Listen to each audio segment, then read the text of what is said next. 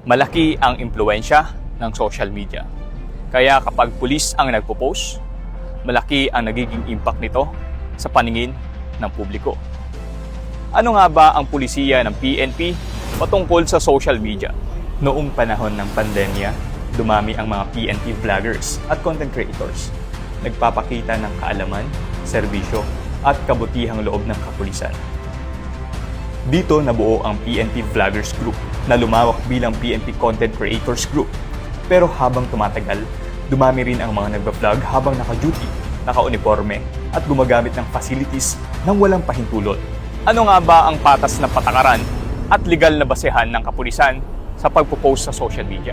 Lahat ng content ay dapat sumusunod sa RA 10173 o ang Data Privacy Act of 2012 at RA 8293 o ang Intellectual Property Code. Sino lang ba ang pwedeng gumamit ng uniforme at PNP resources sa content? Ang PCR section o units na kinikilala ng DPCR, ARCAD, RPCADU at PCR branches.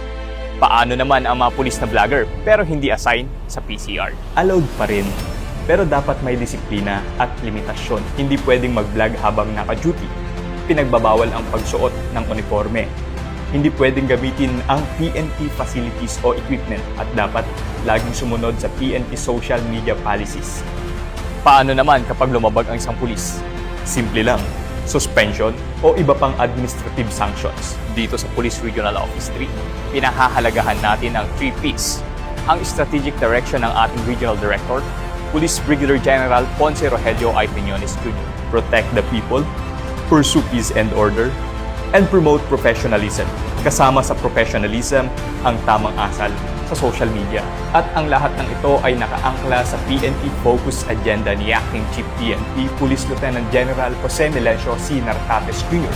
lalo na sa integrity monitoring, pagpapatibay ng tiwala ng publiko sa ating hanay. Kaya naman panatilihin natin ang integridad, disiplina at tiwala ng publiko, on duty man o online. Dahil ito ang panata ng bagong PNP para sa bagong Pilipinas. Serbisyong mabilis, tapat at nararamdaman.